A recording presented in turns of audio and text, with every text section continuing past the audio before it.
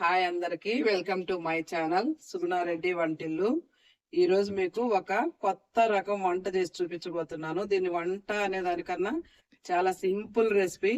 ఇంతవరకు ఎవ్వరు యూట్యూబ్ లో ఇంతవరకు పెట్టని రెసిపీ ఇది. నేను పక్కా చెప్తున్నాను, ఛాలెంజ్ చేస్తాను. కావాలంటే ఇంతవరకు ఎవ్వరు యూట్యూబ్ లో పెట్టి ఉండకపోవచ్చు. ఇది మా నానమ్మ చేసేది, అక్కడి నుంచి మా అమ్మ చేసేది. ఇప్పుడు నేను మా ఇంట్లో వీక్లీ వన్స్ చేస్తాను. దీనికి చాలా తక్కువ ఇంగ్రీడియంట్స్ పడతాయి, ఒక్క చుక్క ఆయిల్ కూడా పట్టదు. మనకి కావాల్సింది చూడండి, ఎండుమిర్చి మన కారానికి తగ్గట్టు, ఆనియన్స్ 2 కానీ 3 కానీ మీ ఇష్టం ఎన్నైనా వేసుకోండి. నేను 2 వేసాను, నేను 4గురికి చేస్తున్నాను. ఇది తెల్లగడ్డలు చితగొట్టి పెట్టుకోవాలి. ఉప్పు, పాలు కొద్దిగా ముందే కాచి ఇట్లా మీగడ కట్టేటట్టు రెడీగా పెట్టుకోవాలి. ఇంతేనండి ఇంగ్రీడియంట్స్. 2 minutes వంట అయిపోతుంది. 2 minutes మ్యాగీ లాగా. రండి,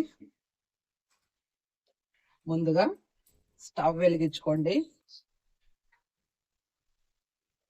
బాణలు పెట్టి ఈ ఎండుమిర్చిని కొద్దిగా వేపుకోవాలి. అంతే, మనకి ఒక్క నిమిషంలో ఇవి వేగంగానే ఇంకా వంట అయిపోయినట్టే. వాటిని నలుపుకోవటమే మనము. దీనిని మేమైతే పాల మిరపకాయ చారు అంటాము. మీరు పాత రోజుల్లో నానమ్మలు అమ్మమ్మలు మిరపకాయ చారు చేసేవాళ్ళు. మేమైతే పాల మిరపకాయ చారు అంటాము. పాలు సంపూర్ణ ఆహారం అని మీకు అందరికీ తెలుసు కదా. ఒక్క పాలతో కూర చేసుకుంటే ఆ రోజు ఫుల్గా ప్లేటెడ్ అన్నం తినేస్తారు మా ఇంట్లో మా పిల్లలు, మా వారు అందరూ. మీరు కూడా ఈ రెసిపీని ట్రై చేయండి. ఎండుమిర్చి వేగాయి, ఇవి మాత్రం వేగితే చాలు. బాగానే వేగాయి ఇవి. పాతకాలంలో అయితే ఇట్లా వేయించేవాళ్ళు కాదు. మా అమ్మమ్మ వాళ్ళు, నాయనమ్మ వాళ్ళు పొయ్యిలో వేసి వాటిని కాల్చుకునేవాళ్ళు. మన దగ్గర పొయ్యి లేదు కాబట్టి నేను ఈ విధంగా వేయించాను. ఇట్లా ఒక గిన్నెలో వేసి మనం చేత్తో నలుచుకోవాలి. అట్లా చేత్తో నలచడం చేత కాని వాళ్ళు గట్టిగా కింద కూర్చొని ఇట్లా పప్పు గుత్తితో కానీ ఇట్లా అన్నారంటే మెత్తగా అయిపోతాయి. ఇలా ఎనుకోండి, చెయ్యి కాలకుండా ఉంటుంది, మంట కూడా లేకుండా ఉంటుంది. పెద్దవాళ్ళు అయితే చేత్తోనే ఎనుస్తారు వాళ్ళు.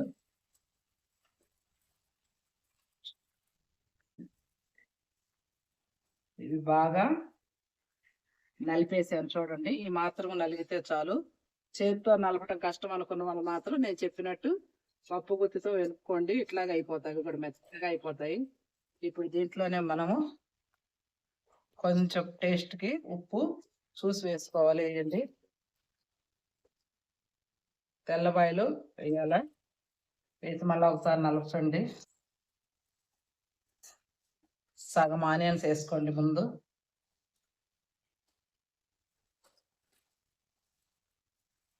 ఆనియన్స్ లో ఉండే చెమ్మతో ఇంకా ఈ ఎండుమిర్చి మెత్తగా అయిపోతాయి. ఇప్పుడు పాలు మనకి ఎంత క్వాంటిటీ కావాలో అన్ని పాలు దీంట్లో పోసుకోవాలి.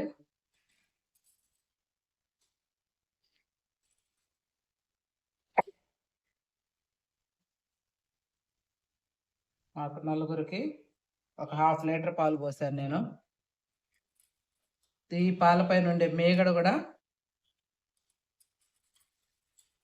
ఇలా తీసి వేసేసుకోండి. మేగడ మొత్తము పాలపైన తీసి వేసుకోండి. అసలు టేస్ట్ ఈ మేగడలోనే ఉంటుంది, టేస్ట్ మొత్తము.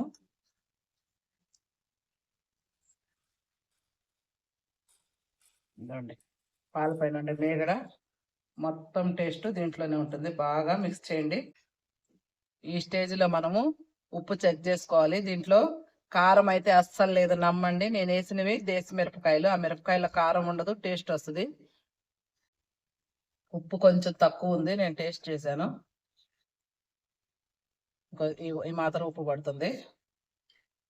చివరగా ఈ మిగతా ఆనియన్స్ కూడా పైన వేసుకొని తినేసేయటమే. ఈ ఆనియన్స్ ఎంత ఎక్కువ వేసుకుంటే అంత టేస్ట్ ఈ పాలు మిరపచారు ఉంటుంది.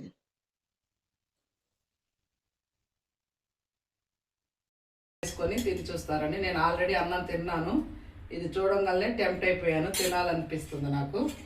అన్నిట్లోకి బాగుంటుందని నేను చెప్పలేను. అన్నానికి రాగి సంగటికి చాలా చాలా సూపర్ కాంబినేషను. మీరందరూ చేసుకొని తిని లైక్ చేయండి. నా ఛానల్ మొదటిసారి చూస్తున్న వాళ్ళు సబ్స్క్రైబ్ చేయండి.